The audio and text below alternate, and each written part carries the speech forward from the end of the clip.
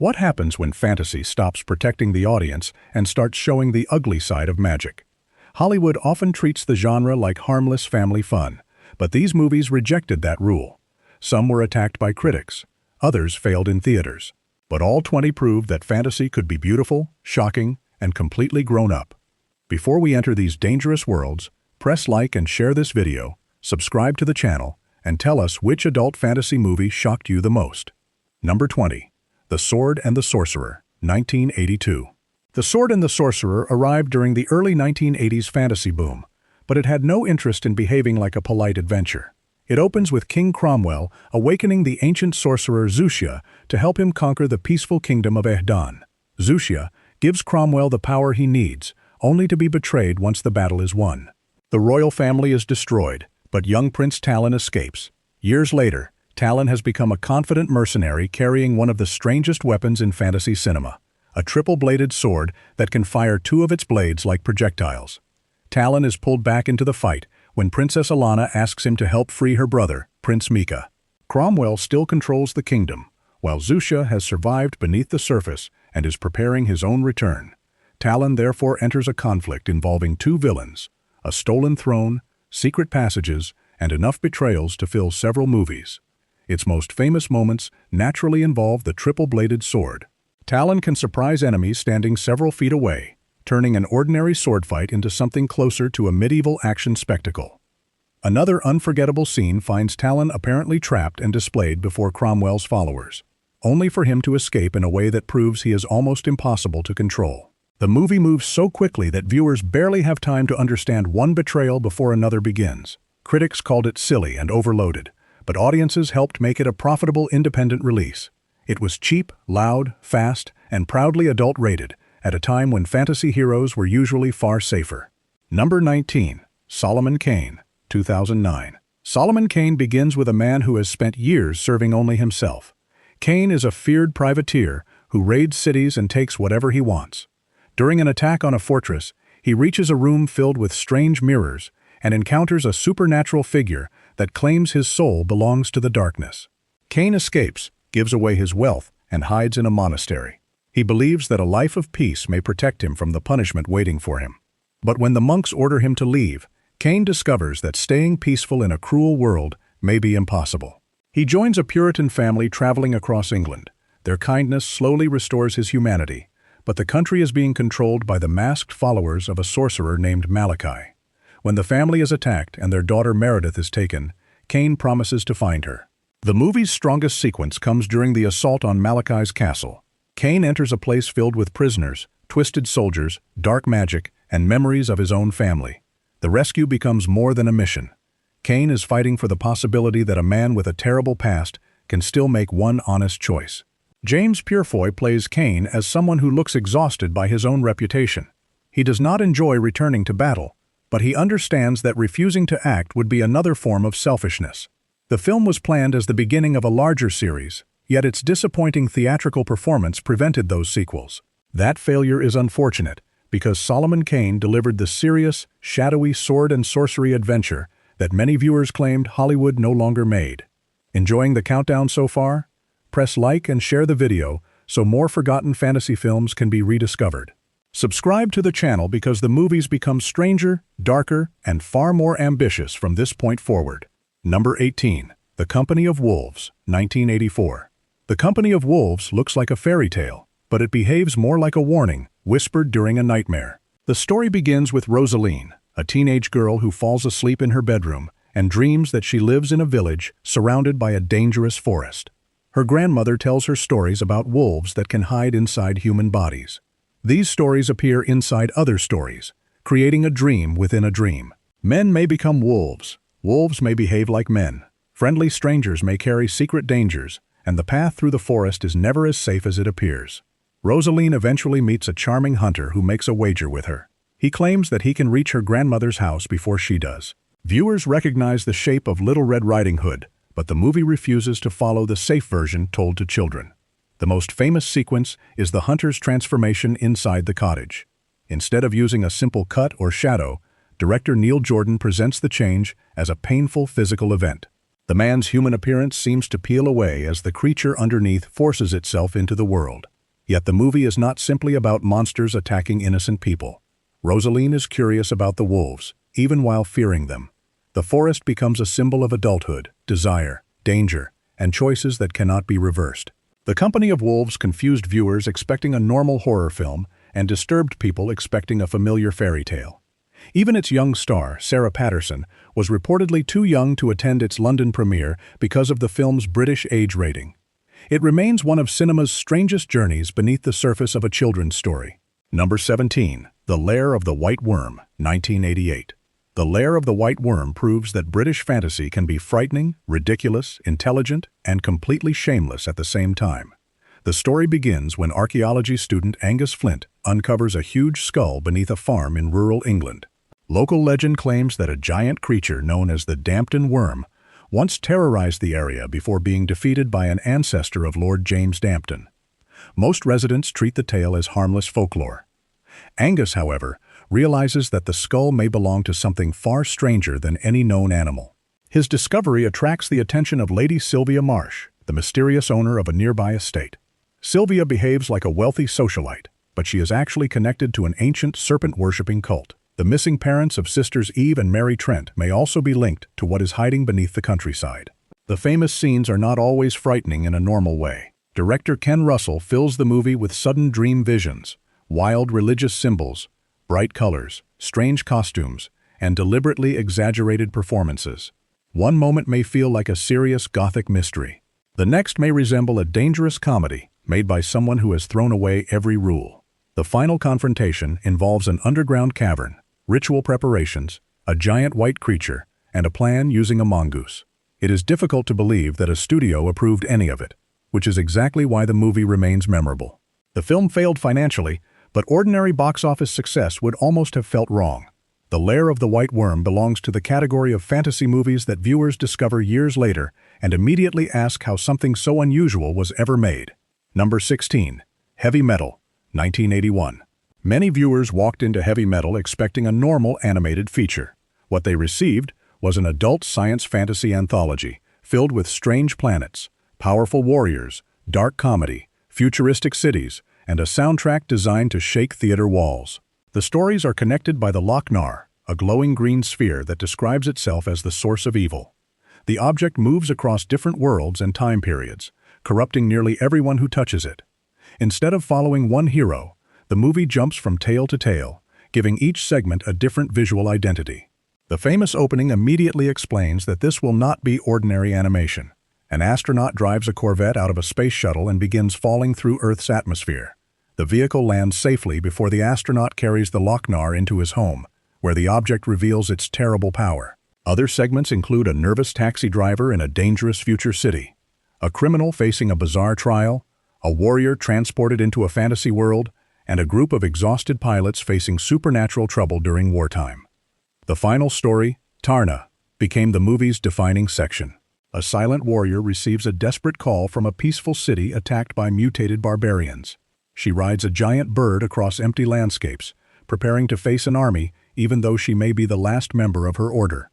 Heavy Metal was loud, uneven, stylish, and clearly not designed for younger viewers. Several animation studios worked on separate pieces, which gave the film the feeling of a forbidden collection of illustrated stories suddenly brought to life. Critics were divided, but audiences turned it into an adult animation cult classic. Number 15. Highlander, 1986. Highlander asks a wonderfully simple question. What would happen if immortal warriors had secretly been fighting each other for centuries? Connor MacLeod is a Scottish clansman who discovers his strange condition after surviving a battle that should have ended his life. His frightened community drives him away, believing something unnatural has happened. Connor later meets Juan Sanchez Villalobos Ramirez, an older immortal who teaches him the rules. Immortals cannot have children, they can recover from almost any wound, and they are drawn toward one another. When one defeats another, the winner receives a powerful energy known as the quickening. Eventually, the survivors will gather for a final contest, and the last immortal will claim the prize. The movie moves between 16th century Scotland and modern New York, where Connor lives under another identity. He is being hunted by the Kurgan, a terrifying immortal who wants to remove every remaining rival. One famous scene occurs inside a parking garage, where two immortals duel, while confused drivers watch the lights explode around them. The quickening transforms a simple sword fight into a storm of electricity, broken glass, and supernatural force. The final rooftop confrontation between Connor and the Kurgan is even larger. Lightning surrounds them as the battle decides not only who survives, but what kind of person will control the prize. Highlander performed poorly in American theaters, and critics questioned its story. Yet its music, fast editing, historical flashbacks, and fearless seriousness built a loyal following. It became a franchise because audiences recognized something the original release missed. There could be only one movie this strange, and that was enough to make it unforgettable. Number 14. The Crow, 1994. The Crow takes the idea of returning from the dead and removes every trace of heroic fun.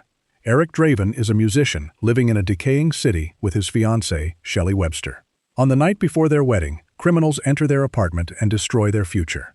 1 year later, a crow lands on Eric's grave. He rises, confused and emotionally broken, and returns to the ruined apartment. Through flashes of memory, he understands what happened and realizes that the bird has brought him back to correct the injustice. Eric paints his face, dresses in black, and begins searching for the people responsible. He can recover from injuries, but the film never presents immortality as a cheerful superpower. Every confrontation forces him to remember Shelley and the life they lost. One of the most famous scenes shows Eric applying his black and white makeup while looking into pieces of a broken mirror. His new face is not a disguise. It is the creation of a ghost who knows he cannot return to normal life. Another unforgettable image comes when Eric stands on a rooftop above a burning symbol shaped like a crow. Rain falls across the city, buildings appear ready to collapse, and the hero seems less like a person than a painful urban legend. The movie became inseparable from the tragic on-set death of Brandon Lee, who was fatally injured during production. Filmmakers completed the remaining material using careful editing, doubles, and visual techniques. The result was not merely an action film. It became a gothic fantasy about love, memory, grief, and the terrible cost of unfinished goodbyes. Number 13. Sleepy Hollow, 1999. Tim Burton took Washington Irving's quiet American legend and transformed it into a full Gothic nightmare. Ichabod Crane is no longer a nervous schoolteacher. He is a police constable who believes modern investigation can explain every mystery. Crane is sent to the isolated village of Sleepy Hollow, where several residents have lost their lives under strange circumstances. The villagers blame the Headless Horseman, a former soldier said to rise from the grave and ride through the forest at night. Ichabod rejects the story. He studies evidence, performs examinations, and builds mechanical tools. His confidence begins to collapse when he sees the horseman with his own eyes. The movie's most famous location is the Tree of the Dead, a twisted tree standing deep in the western woods. When Ichabod cuts into its surface, he discovers that the tree is connected to the horseman's grave. The roots seem alive, the ground moves, and the horseman bursts from the earth on a black horse. The mystery eventually reveals that the creature is not choosing its own targets. Someone possesses his missing skull and is using it to control him. Ichabod must therefore uncover a human conspiracy hiding behind a supernatural weapon. Johnny Depp plays Crane as intelligent but physically terrified, while Christina Ricci's Katrina Van Tassel may understand the village's old beliefs better than he does. The R rating allowed Burton to present the horseman as a genuine threat rather than a harmless Halloween character. Sleepy Hollow became a major box office success because it offered something unusual, an expensive studio fantasy that looked like an old horror painting and refused to soften its monster. Number 12. The Cell, 2000. The Cell begins like a crime thriller, but it soon enters a fantasy world created from fear, memory, and damaged imagination. Catherine Dean is a psychologist working with experimental technology that allows her to enter the minds of patients who cannot communicate.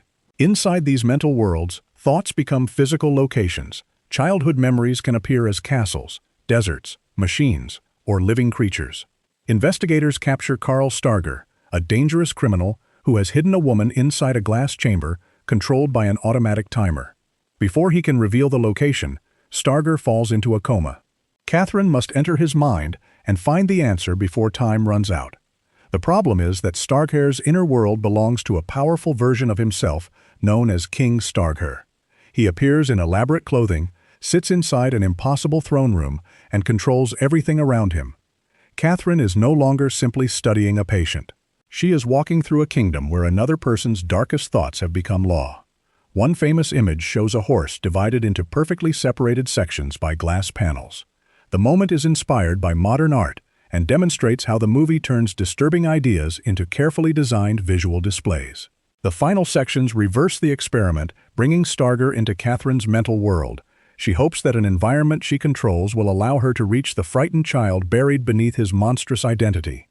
The cell divided critics because its beauty and darkness seemed to fight each other. Some viewers felt the images overwhelmed the story. Others saw a director creating fantasy with museums, fashion, religion, nightmares, and technology. Either way, few mainstream audiences were prepared for something so visually extreme. Number 11. Constantine, 2005. John Constantine is not a shining hero chosen by heaven. He is angry, exhausted, seriously ill, and certain that his soul is in danger. Constantine can see the half-human servants of heaven and hell walking among ordinary people.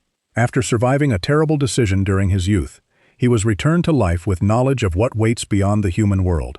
He now sends dangerous supernatural beings back where they belong, hoping his actions will earn forgiveness. Detective Angela Dodson approaches him after the mysterious death of her twin sister Isabel. Angela refuses to accept the official explanation and discovers that Isabel left Constantine's name behind as a final clue. Their investigation reveals that the normal balance between heaven and hell is breaking. Mammon, the son of Lucifer, is attempting to enter Earth. The plan involves a powerful religious object, Angela's hidden abilities, and the angel Gabriel, whose idea of improving humanity is far more dangerous than it first appears. The most famous scene arrives near the ending. Constantine realizes that he cannot defeat the plan through physical strength, so he makes a final sacrifice that forces Lucifer to appear personally. Peter Stormare enters wearing a white suit, speaking softly, and behaving like someone who knows he has unlimited time. Constantine tricks him by asking for Isabel's soul instead of his own. That selfless choice begins pulling Constantine toward heaven, forcing Lucifer to save his life because he refuses to lose him. The movie initially received mixed reviews, partly because it changed details from the comics. Over time, however, viewers embraced its smoky Los Angeles, religious mythology, strange weapons, and deeply tired hero. Its R rating gave this supernatural world a weight that later comic adaptations often lacked. Number 10. The Shape of Water, 2017. The Shape of Water sounds like a gentle fairy tale, until viewers enter the government laboratory where the story takes place. Elisa Esposito is a silent cleaning woman living in Baltimore during the early 1960s. Her daily routine is quiet and lonely, although she shares a close friendship with her coworker Zelda and her neighbor Giles. Everything changes when a secret military project brings a captured amphibious creature into the laboratory. Colonel Richard Strickland treats the creature as an object that can be studied, controlled, and destroyed. Elisa sees something different.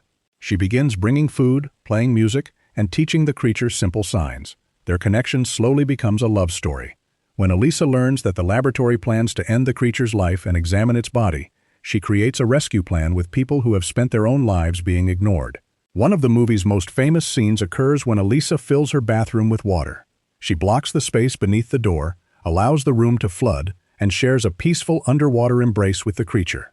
For a moment, the damaged apartment becomes their private ocean. The fantasy is beautiful, but the adult rating allows the movie to show that Elisa is not an innocent child waiting for a prince. She is a grown woman with physical needs, anger, courage, and control over her choices. Guillermo del Toro presents the supposed monster as compassionate and the respected government official as the true danger. The film won the Academy Award for Best Picture, proving that an adult romance involving a sea creature could move beyond cult audiences and defeat Hollywood's safest prestige dramas. Number 9. The Northman, 2022. The Northman does not present Viking life as a clean adventure filled with heroic speeches. It presents a world ruled by fate, family loyalty, old gods, and the belief that revenge is a sacred duty. Prince Amleth is still a child when his uncle Fjolnir betrays King Orvandil and takes Queen Gudrun. Amleth escapes by boat while repeating a promise that will control the rest of his life. He will avenge his father, rescue his mother, and punish his uncle. Years later, Amleth has become a powerful warrior. After meeting a mysterious seeress, he learns that the time for revenge has arrived. He disguises himself as a captive and travels to Fjolnir's farm in Iceland. There he meets Olga, a woman who understands plants, tricks, and survival. Their relationship gives Amleth a possible future beyond revenge, but he remains trapped inside the promise made during childhood. One famous scene follows Amleth into an ancient burial mound, where he must claim a magical sword from an undead warrior. The battle appears supernatural, but the movie later creates doubt about exactly what happened. Myth and reality constantly overlap. The final confrontation takes place near an erupting volcano at the gates of hell. Amleth and Fjolnir face each other against fire, smoke, and flowing lava. It looks less like a human fight than the ending of an ancient legend painted across the sky. Robert Eggers spent a large studio budget on a film that remained strange, severe, and unapologetically adult. Viewers expecting a fast action movie were challenged by rituals, visions, prophecy, and moral uncertainty. That refusal to become ordinary is what makes The Northman powerful. Number 8. 300, 2006. 300 was presented like a historical battle movie, but almost every frame tells the audience that it belongs to myth. King Leonidas of Sparta learns that the Persian ruler Xerxes is moving toward Greece with an enormous army. Sparta's religious authorities refuse to approve a full military response, so Leonidas selects 300 soldiers and marches to the narrow pass at Thermopylae. The Spartans understand that they are badly outnumbered. Their goal is not simply to survive. They want to delay the Persian advance and show the rest of Greece that Xerxes can be resisted. Director Zack Snyder filmed much of the movie against digital backgrounds, creating skies, landscapes, armies, and creatures that resemble the illustrated panels of Frank Miller's graphic novel. Persian soldiers appear almost endless, while Xerxes is presented like an 8-foot god surrounded by gold. The most famous scene takes place before the journey begins. A Persian messenger demands submission and insults Sparta. Leonidas answers with 3 words, "This is Sparta," before sending him into a deep pit. The moment became one of the most repeated and parodied scenes of the decade. Another famous sequence shows the Spartans building a wall from fallen Persian soldiers. It immediately tells Xerxes that the small force blocking the pass will not be easily frightened. The film's battle scenes, adult rating, slow-motion movement, and exaggerated bodies created a visual language that dozens of later movies, commercials, and television shows copied. Historians questioned its accuracy, and critics attacked its simple politics, but audiences were completely absorbed. 300 did not show the ancient world as it truly existed. It showed history as a warrior might describe it, after years of turning one final stand into legend. Number 7. Excalibur, 1981. Excalibur does not tell one small story about King Arthur. It attempts to place the rise, glory, corruption, collapse, and rebirth of Camelot inside a single shining nightmare. The film begins before Arthur's birth, when Merlin helps Uther Pendragon take the appearance of another man. Arthur is born from that deception and later raised without knowing his royal identity. When Arthur pulls Excalibur from the stone, he becomes king and begins uniting the land. He creates the Round Table, marries Guinevere, and builds Camelot. Yet the kingdom is slowly damaged by the relationship between Guinevere and Lancelot, while Arthur's half-sister Morgana learns Merlin's secrets and uses them against him. The movie treats the sword as more than a weapon. Excalibur represents authority, nature, and the health of the kingdom. When Arthur loses his purpose, the land itself appears to become sick. One famous sequence shows the older Arthur riding through a landscape suddenly filled with white blossoms. Richard Wagner's music, Rises as the King's Return, brings life back to the country. It is one of fantasy cinema's purest combinations of image and sound. The final scene is equally unforgettable. After Arthur's last battle, the sword is thrown into the water. A mysterious hand rises, catches Excalibur, and pulls it beneath the surface, while Arthur is carried away toward Avalon. The original American release received an R rating, allowing John Boorman to present the Arthurian legend as a story filled with desire, betrayal, war, and spiritual failure. The glowing armor and theatrical dialogue may appear excessive today, but few fantasy movies have ever looked so completely committed to the power of myth. Number 6. Conan the Barbarian, 1982.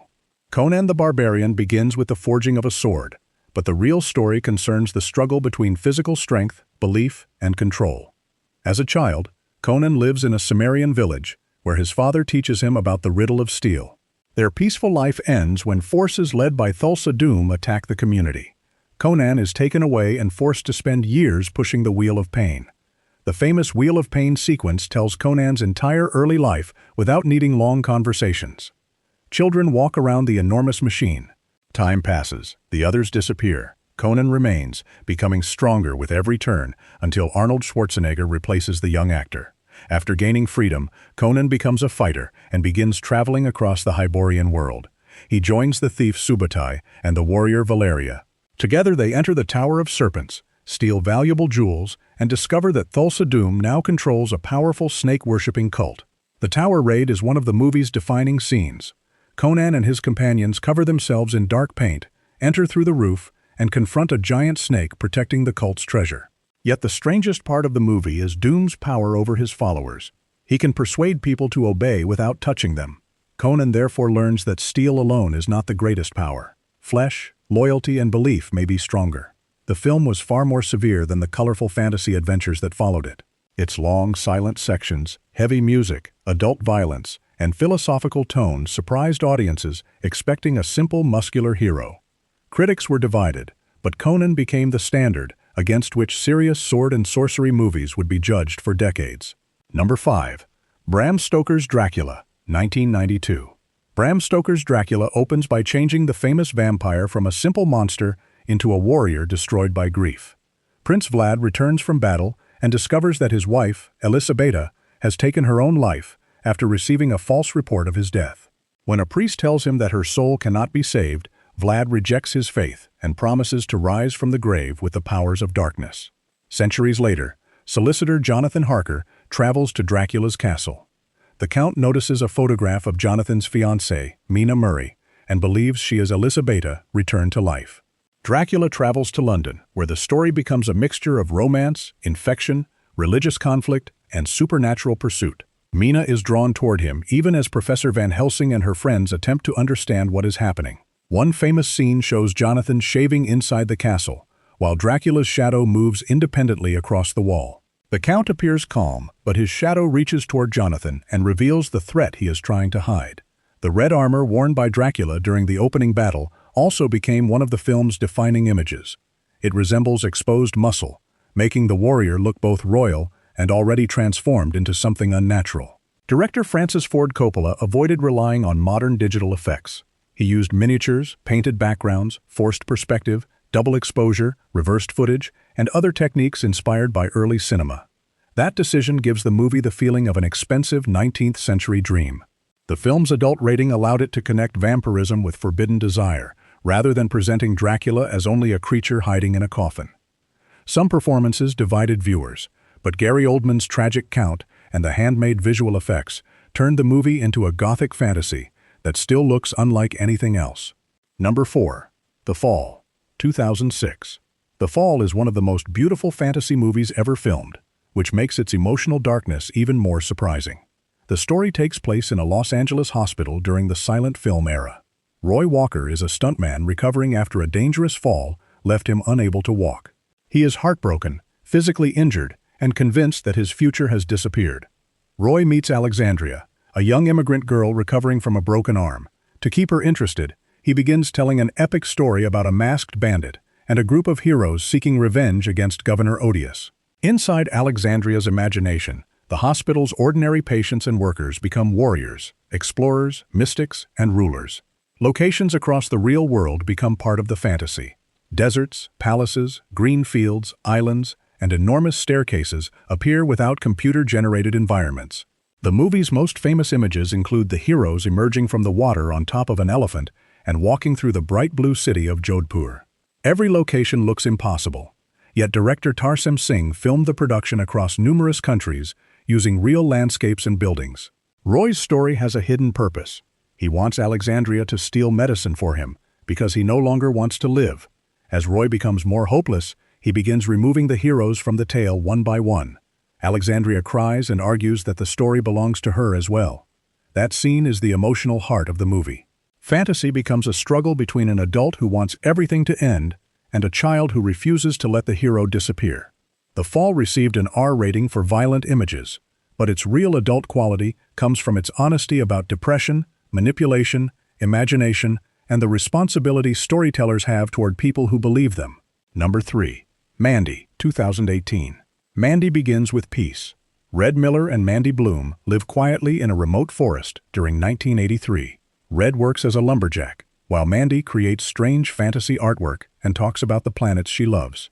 Their isolated life attracts the attention of Jeremiah Sand, the leader of a small cult called the Children of the New Dawn.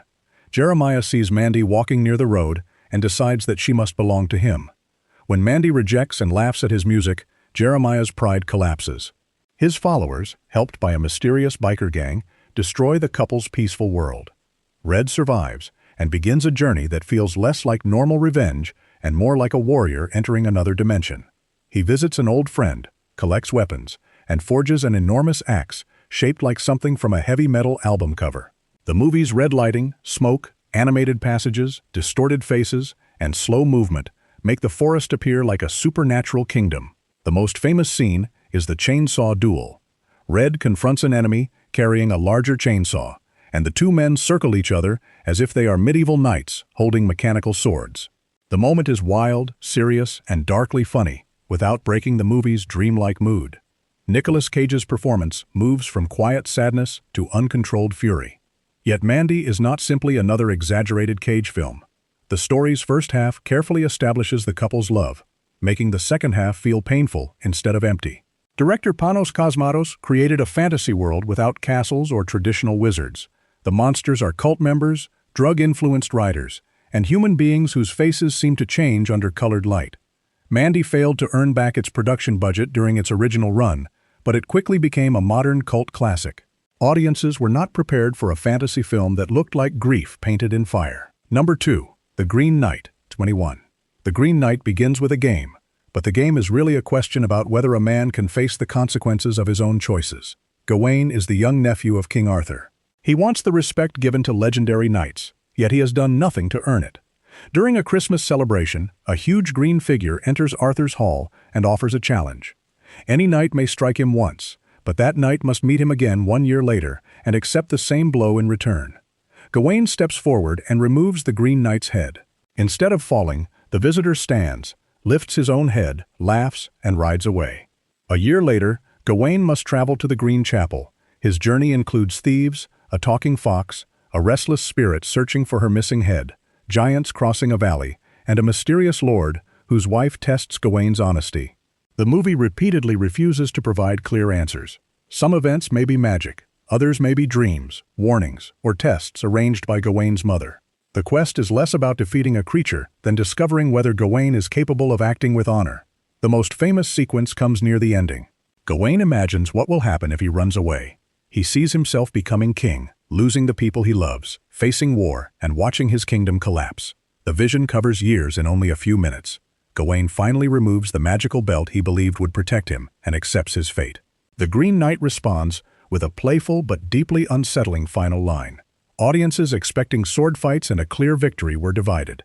David Lowery instead delivered an R-rated medieval meditation on fear, reputation, nature, and the difference between appearing great and becoming good. Number 1. Pan's Labyrinth, 2006.